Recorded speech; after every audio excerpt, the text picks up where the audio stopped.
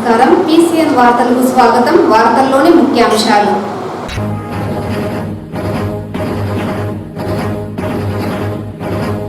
రాజకీయాలకు అతీతంగా అన్ని వర్గాల ప్రజలకు సంక్షేమ పథకాలు అందించిన ఏకైక ముఖ్యమంత్రి దివంగత వైఎస్ రాజశేఖర్ రెడ్డి. దివంగత వైఎస్ రాజశేఖర్ రెడ్డి 75వ జయంతి వేడుకల్లో వైసీపీ నేతల వెల్లడి.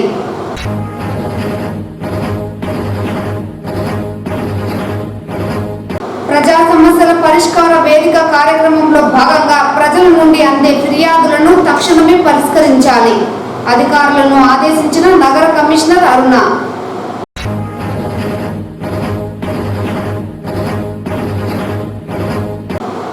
జిల్లా కేంద్రంలో సదరం సర్టిఫికేట్లను నకిలీగా ఇవ్వడం ద్వారా అర్హులైన ప్రత్యేక ప్రతిభావంతులు ఉద్యోగాలు కోల్పోతున్నాం.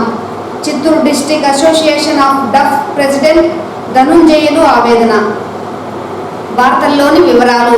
రాజకీయాలకు అతీతంగా అన్ని వర్గాల ప్రజలకు సంక్షేమ పథకాలు అందించిన ఏకైక ముఖ్యమంత్రి దివంగత వైఎస్ రాజశేఖర్ రెడ్డి అని జిల్లా పరిషత్ చైర్మన్ గోవిందప్ప శ్రీనివాసులు, చిత్తూరు నియోజకవర్గ వైఎస్ఆర్సీపీ ఇన్ఛార్జ్ ఎంపీ విజయానంద రెడ్డి అన్నారు. సోమవారం దివంగత మాజీ ముఖ్యమంత్రి వైఎస్ రాజశేఖర్ రెడ్డి 75వ జయంతిని పురస్కరించుకొని ఆ పార్టీ నాయకులు, కార్యకర్తలు చిత్తూరు నగరంలో వైఎస్ రాజశేఖర్ రెడ్డి విగ్రహాలకు పూలమాలలు వేసి ఘనంగా నివాళులర్పించారు. అనంతరం మీడియాతో మాట్లాడుతూ వైఎస్ రాజశేఖర్ రెడ్డి ప్రజా సంక్షేమమే పరమావధిగా భావించి అనేక సంక్షేమ పథకాలు ప్రవేశపెట్టారన్నారు.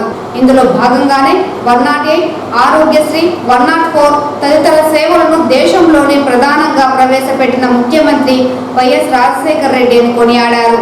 అలాగే ఏ సంక్షేమం చూసినా రాజశేఖర్ రెడ్డి మార్పు ఖచ్చితంగా ఉంటుందని, ఆయన్ను దేశంలోని ప్రతి ముఖ్యమంత్రి ఆదర్శంగా తీసుకొని సంక్షేమ పథకాలు అమలు చేసిన ఘనత రాజశేఖర్ రెడ్డి గారికి దక్కుతుందని పేర్కొన్నారు. ఈ కార్యక్రమంలో వైసీపీ నాయకులు, చిత్తూరు నగర పాలక సంస్థ ఉప మేయర్ చంద్రశేఖర్, మాజీ మార్కెట్ కమిటీ చైర్మన్లు కృష్ణారెడ్డి, రాహుల్ రాజారెడ్డి, SSL విభాగం అధ్యక్షులు శేఖర్, కార్పొరేటర్లు హర్నిరెడ్డి, మధు, పలువురు నాయకులు, కార్యకర్తలు పాల్గొన్నారు. అందరికీ నమస్కారం.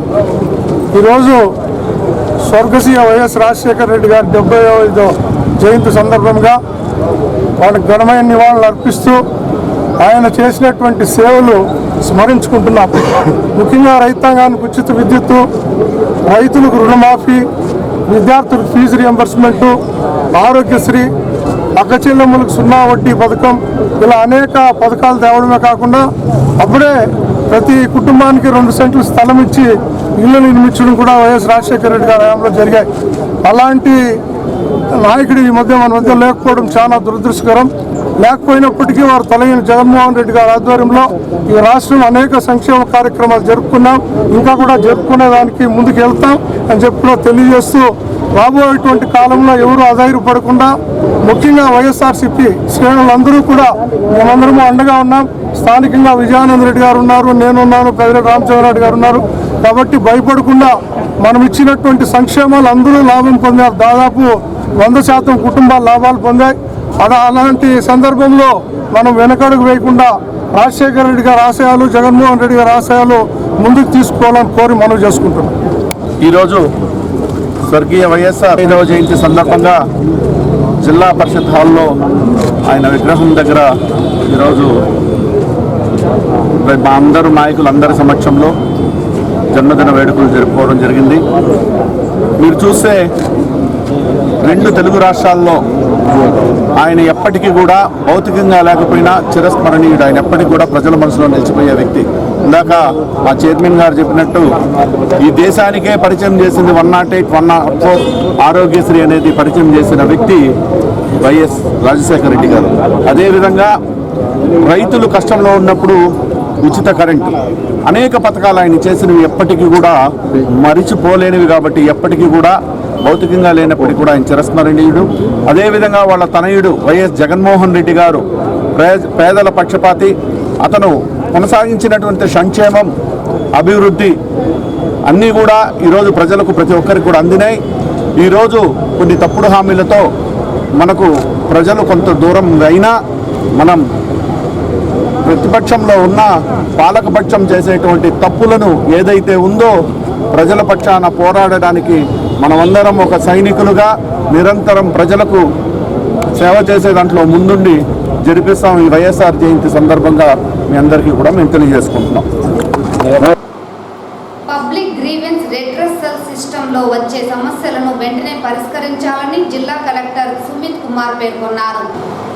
సోమవారం జిల్లా కలెక్టరేట్లోని నూతన భవనం పబ్లిక్ గ్రీవెన్స్ రెడ్రెసల్ సిస్టమ్ నందు నిర్వహించే కార్యక్రమంలో జిల్లా కలెక్టర్ సుమిత్ కుమార్, జిల్లా joint collector Srinivasulu, RDO Pullaiah, వామా పీడి రాజశేఖర్లతో జిల్లాలోని నలుమూలల నుండి వివిధ రకాల సమస్యలతో వచ్చిన అర్జీదారుల నుండి అర్జీలను స్వీకరించారు.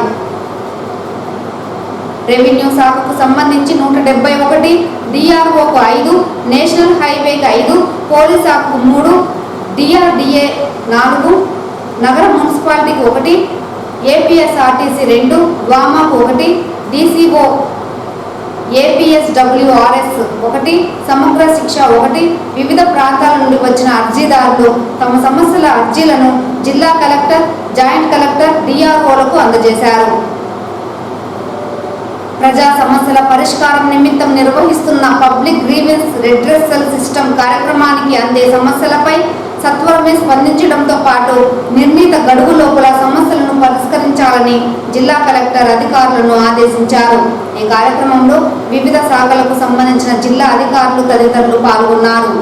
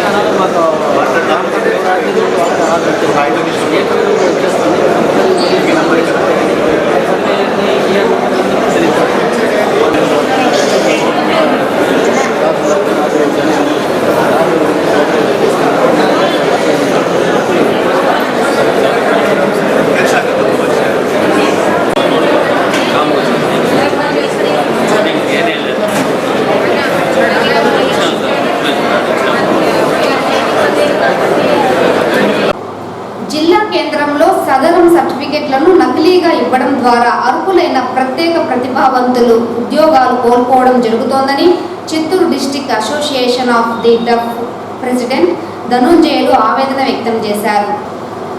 ఈ సందర్భంగా ప్రత్యేక ప్రతిభావంతులకు న్యాయం చేయాలని కోరుతూ సోమవారం ప్రజా సమస్యల పరిష్కార వేదిక కార్యక్రమంలో జిల్లా కలెక్టర్కు వినతి పత్రాన్ని అందజేశారు. అనంతరం ఆయన మీడియాతో మాట్లాడుతూ జిల్లా కేంద్రంలో సదరం సర్టిఫికేట్లను ప్రభుత్వ ఆసుపత్రిలో నకిలీ సర్టిఫికేట్లు అందజేయడంతో అనేక మంది అర్హులైన ప్రత్యేక ప్రతిభావంతులు ప్రభుత్వ ఉద్యోగాలు లేక తీవ్ర ఇబ్బందులకు గురి కావడం జరుగుతోందని, ఇందులో భాగంగానే అర్హులైన వారిని గుర్తించి వారి సమస్యలు పరిష్కరించడంతో పాటు పెన్షన్లను మంజూరు చేయాలని కోరారు. జిల్లా కేంద్రంలో ఒకే కుటుంబంలో 2 బదిలీలు ఉంటే ఒకరికి పెన్షన్ మంజూరు అవుతుందని, అలా కాకుండా ఇద్దరికి పెన్షన్ మంజూరు చేయాలని కోరారు. అంతేకాకుండా డ్రైవింగ్ లైసెన్స్ పొందే విషయంలో సైతం ఆన్లైన్లో పోర్టల్ కేటగిరీని తొలగించడం బాధాకరమని ఆవేదన వ్యక్తం చేశారు. సంబంధిత సమస్యలపై ప్రత్యేక దృష్టి సారించి జిల్లా కలెక్టర్ తమకు న్యాయం చేయాలని వారు విజ్ఞప్తి చేశారు. ఈ కార్యక్రమంలో సైన్ లాంగ్వేజ్ ఇంటరాప్టర్ మాధుర్య, ప్రత్యేక ప్రతిభావంతుల జిల్లా అధ్యక్షుడు మురళి తదితరులు పాల్గొన్నారు.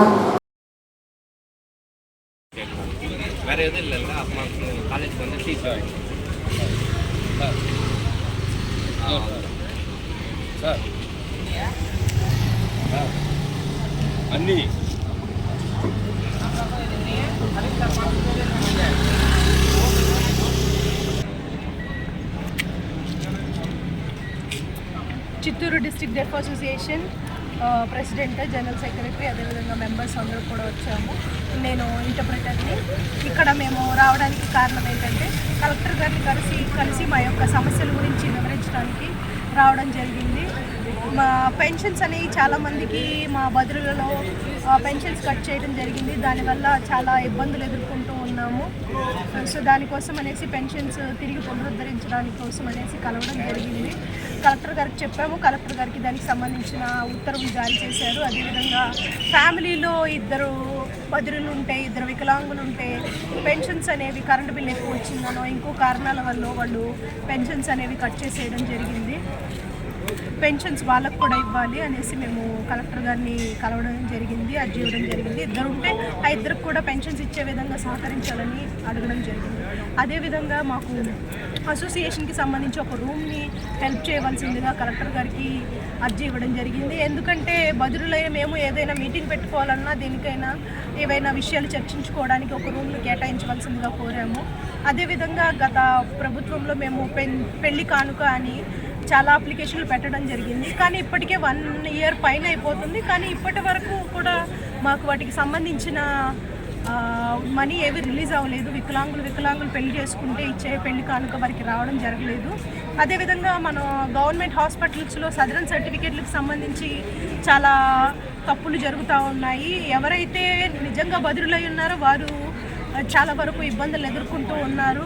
ఎవరైతే కొంచెం పర్సంటేజ్ ఉన్నవారు ఉన్నారో వారి పర్సంటేజ్ను వారి లంచాలు ఇచ్చి ఆ పర్సంటేజ్ని చేంజ్ చేసుకోవడం ద్వారా మా యొక్క నిజమైన బదిలీలు, జాబ్ వేకెన్సీస్ పొందుకునే విషయంలో కోల్పోతున్నారు. వారికి నిజంగా 100% పర్సంటేజ్ ఉందా లేదా, నిజంగా సైన్ లాంగ్వేజ్ వచ్చారు రాదా, మాటలు వస్తున్న వాళ్ళని కాకుండా నిజంగా సైన్ లాంగ్వేజ్ వచ్చి డెఫ్ అయిన వాళ్ళకి మాత్రమే ఈ సదరన్ సర్టిఫికేట్లు క్లియర్గా చూసి ఇవ్వవలసిందిగా కోరుకుంటున్నాము.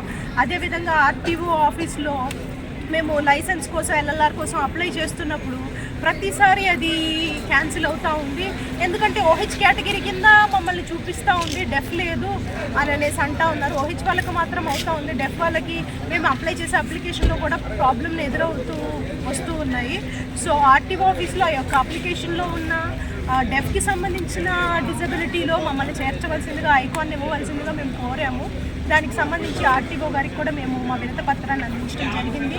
అదేవిధంగా ఇలా చాలా సఫరింగ్స్ అవుతూ ఉన్నాము, అనేకమైన సమస్యలు ఉన్నాయి. వీటన్నిటిని కూడా మేము కలెక్టర్ గారికి తీసుకెళ్ళి చెప్పినప్పుడు ఆయన చాలా మంచిగా స్పందించి ఖచ్చితంగా నేను మీకు సహాయం చేయడానికి ప్రయత్నిస్తానని చెప్పారు.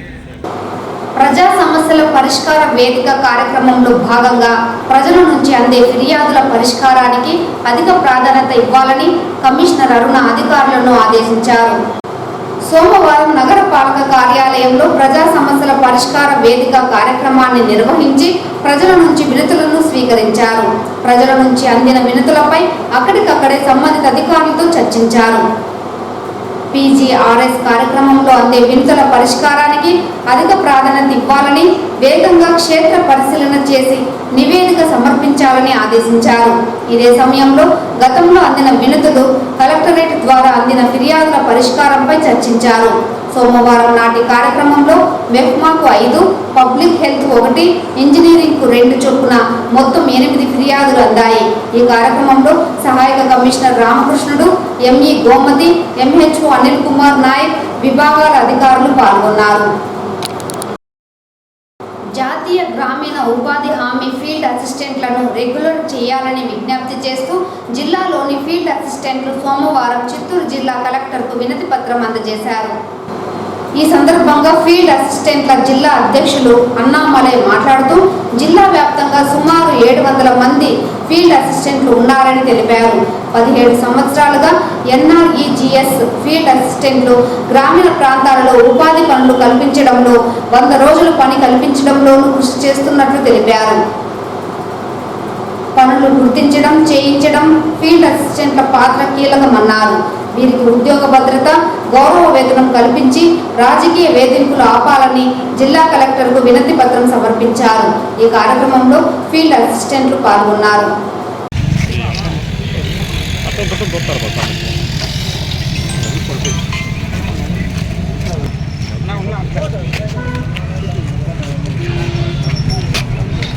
వాళ్ళు స్లోగన్స్ ఎత్తిస్తారు. వాళ్ళు బాబు ఇంత కొత్తగా వచ్చింది కలెక్టర్ ఇస్తూ ఉంటాయి.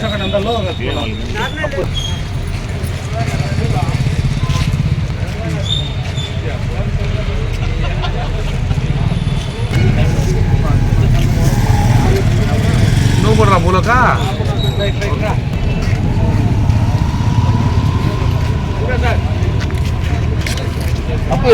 చిత్తూరు జిల్లా ఎఫ్ఏ అధ్యక్షుడిని. మహాత్మా గాంధీ జాతీయ గ్రామీణ ఉపాధి హామీ పథకంలో ఫీల్డ్ అసిస్టెంట్లుగా గత 17 సంవత్సరాలుగా కూలీలకు పని కల్పిస్తూ గౌరవ వేతనంతో పనిచేస్తున్నాము. గ్రామ స్థాయిలో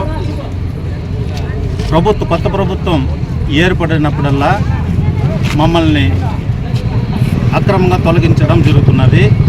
ఇట్లాంటి సమస్యను అరికట్టాలనేసి, మాకు న్యాయం జరగాలనేసి, న్యాయం చేయాలనేసి కలెక్టర్ గారిని కలవడానికి వచ్చినాము.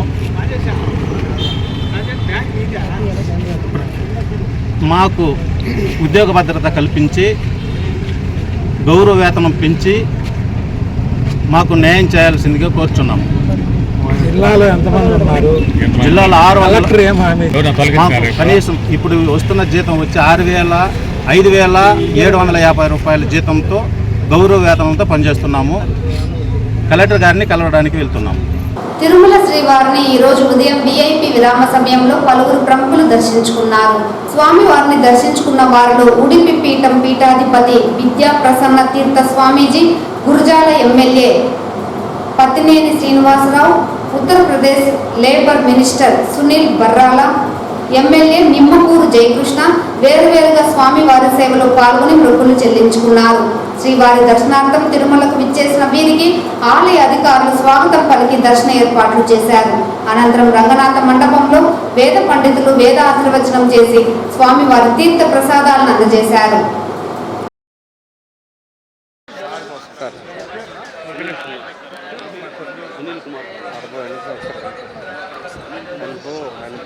అదే ఫోటో తీసుకున్నా.